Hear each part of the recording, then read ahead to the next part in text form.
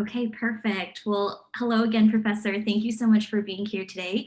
We're super excited to have you and to just learn more about customer analytics, which is being offered fall quarter. I know that a lot of our students are super interested in this course. So would love to have you kick us off with just a brief overview of what the class is all about. Sure, thank you. And thank you for having me here. I love talking to students about this class and sort of our analytics offerings more broadly. It might be helpful if I sort of position this more broadly in terms of the different analytics classes that are being offered by the marketing department specifically, because I think it makes sense in that context. As all of you know, data is everywhere in marketing these days, and companies are able to make better marketing decisions because of the data that they have. And what we've done in the marketing department is sort of split up by topic, the kinds of different marketing questions that can be addressed with data and clump those together into these distinct courses. And so my course, which is customer analytics, is all about what do you do when you have customer level information. In other words, imagine you have a customer database where each row of your data is one individual customer. And in that row, you have a bunch of information about that person. Maybe you know where they live, maybe you know what they bought before, how much money they've spent, what kind of products they like, what they've clicked on, all the potential stuff you could be, capturing about that. With that information, what can you do? That's sort of like the broad overarching set of questions that my class addresses. And what I do is I walk students through the customer lifecycle. So essentially, how do you acquire customers with that kind of data? How do you develop them? In other words, how do you make more money off of customers you have acquired?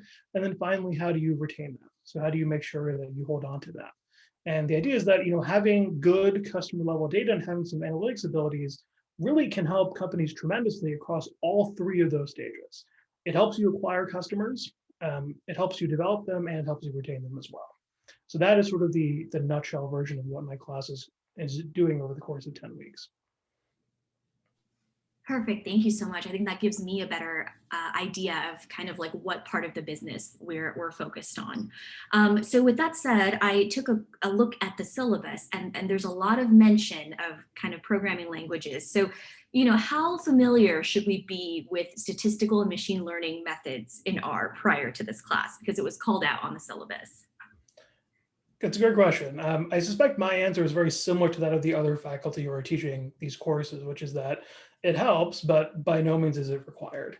My assumption is that people walking into my classroom have never opened R or any other statistical language before. My assumption is that whatever you've learned in a stats class, you have probably forgotten. And I've taught this enough times to know that in many cases is actually true. So that's why that's the relevant assumption for the class. And so I'm not assuming any prior knowledge about either statistics or programming on day one. So I go over what I think are the basics you need to know. And then by sort of repeating it and doing it in the classroom, students are able to develop those skills pretty quickly. Actually, since you mentioned R, as someone who not only has never used it, but basically knows nothing about it, like starting at ground zero, in a nutshell, if you had to say, what is R, who typically uses it, and how is it used in business contexts in a way that students might be interested in knowing? Okay, so R is it's a piece of software that is used for statistics and for data analysis more broadly.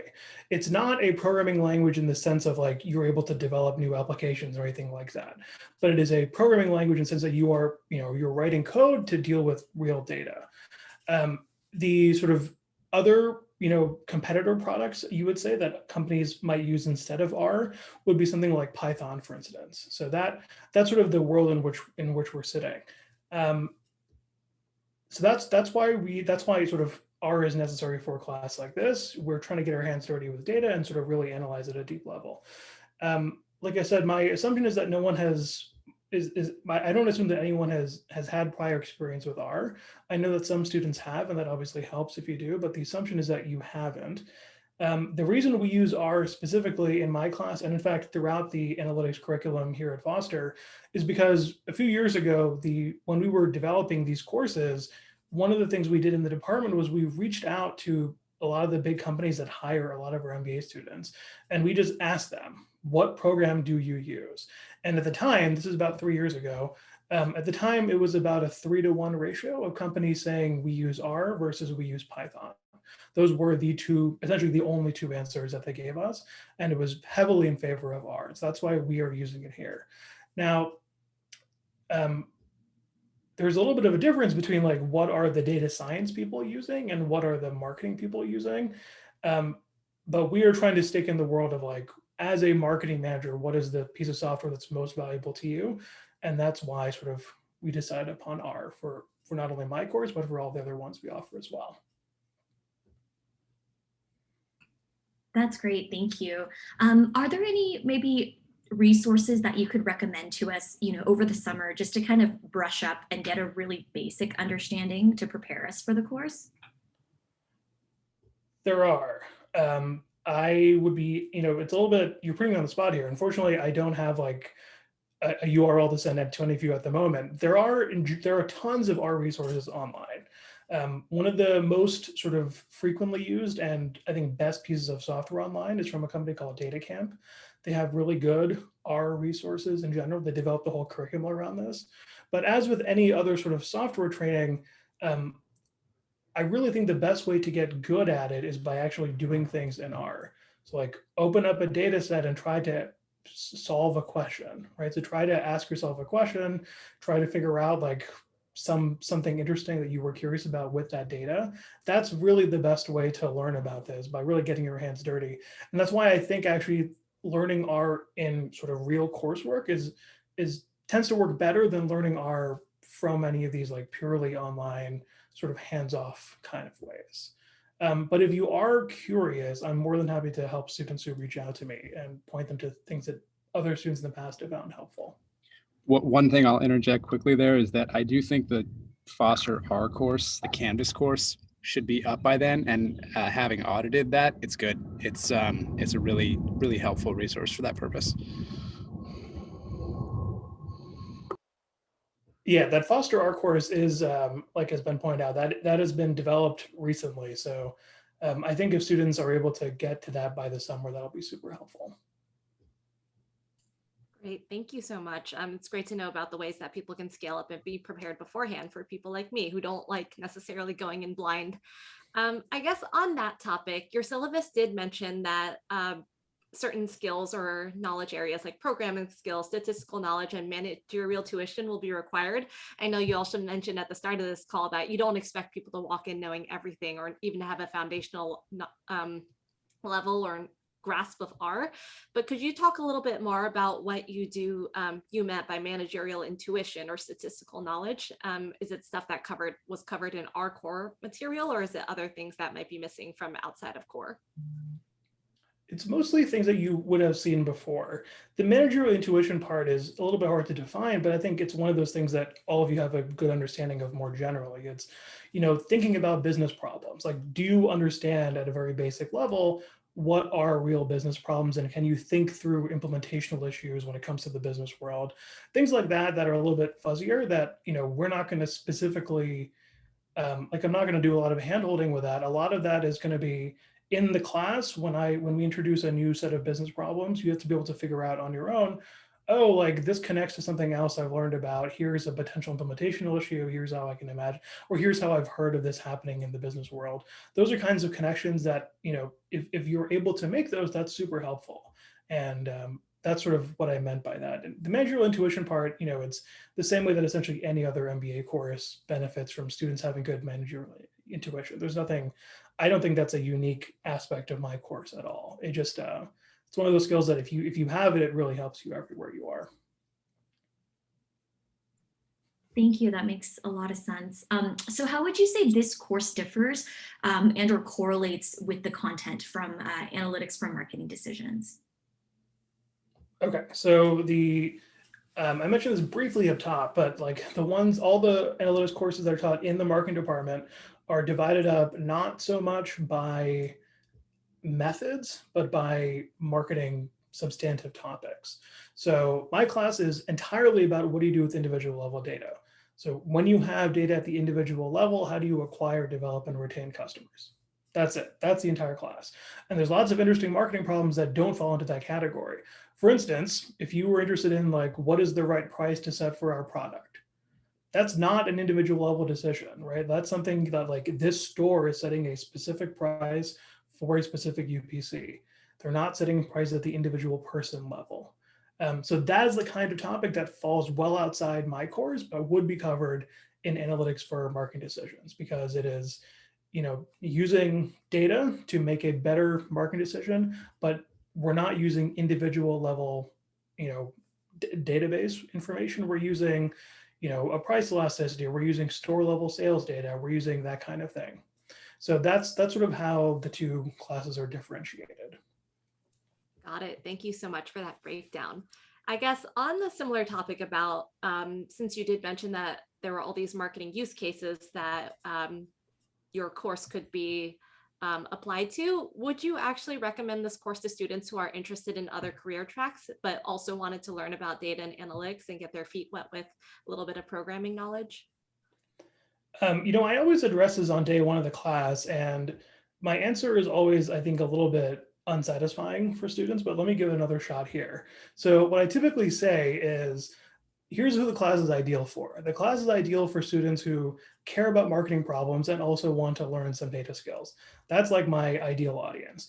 If there are students who only like one or the other of those, like if you only care about the data analytics abilities, like you want to get better at R, you want to get better at working with data, but you don't really care about marketing, then sure, my class does give you that, but you may find a lot of the assignments like not really stuff you care about. Maybe you want to learn about how this applies to an operations context or to an accounting context, right? So that may be true.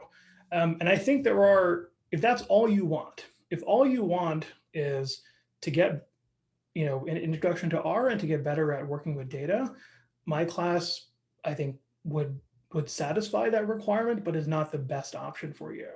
I think, frankly, the best option is the big data class that Mike Wagner and Hamid Mamani teach every fall. And I have a bunch of students every year who take my class along with that one. They take both of them together.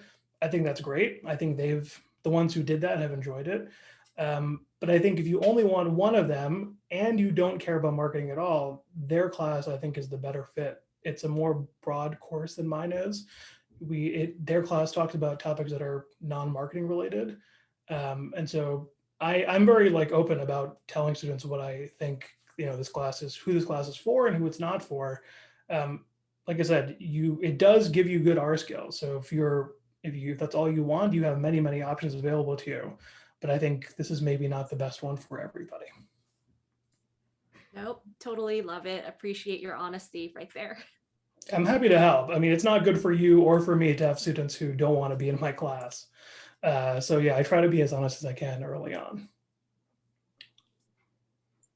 Thank you. And our final question, Ben just threw this in, but he was wondering if the data used in this class is more observational, real world data, or more like randomized test data. And with that, does the analysis that's taught in this class like skew more towards predictive analysis or causal inference, which I'm not even familiar with? Okay, Ben has done his homework. I appreciate it. So the answer is that it's a little bit of both. I mean, the typical assignment in my class has the following flavor. It is a company is considering some action. They have run on a very small test sample a randomized experiment, and they have pre-existing data from a database.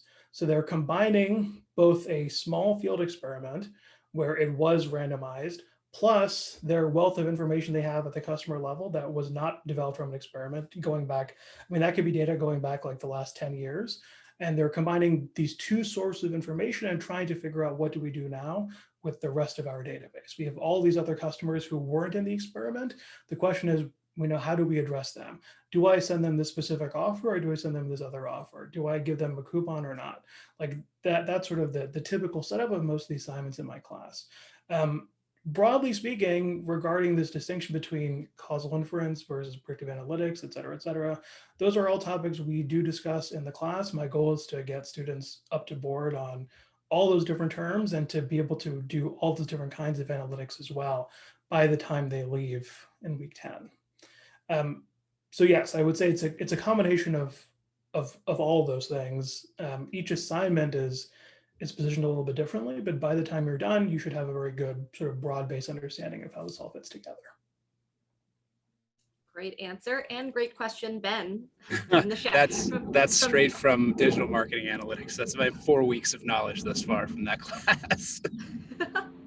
Perfect. Well, again, great question from the shadows. I've exhausted my question bank. I don't know if Emily, you have any more, if we should go to just closing thoughts from.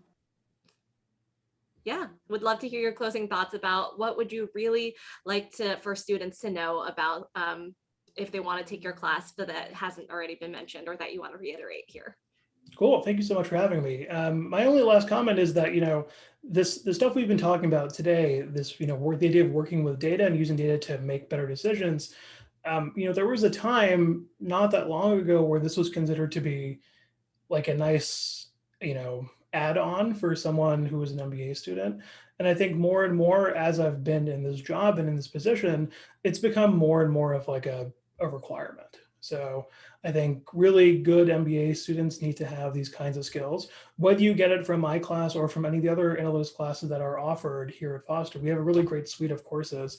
By no means do I think mine is the one that like you have to take, but I do think that getting some exposure to this is great. I'm glad the Data and Analytics Club is now around and can sort of and can get students interested in this kind of stuff. I think this is a great thing for the MBA students here at Foster.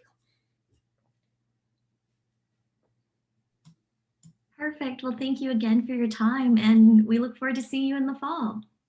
Thank you so much. It was a pleasure. And feel free to reach out to me if you have any questions via email. I'm more than happy to chat between now and the start of fall quarter. Will do. Thank you so much. Thanks, Emma. All right. Thank you.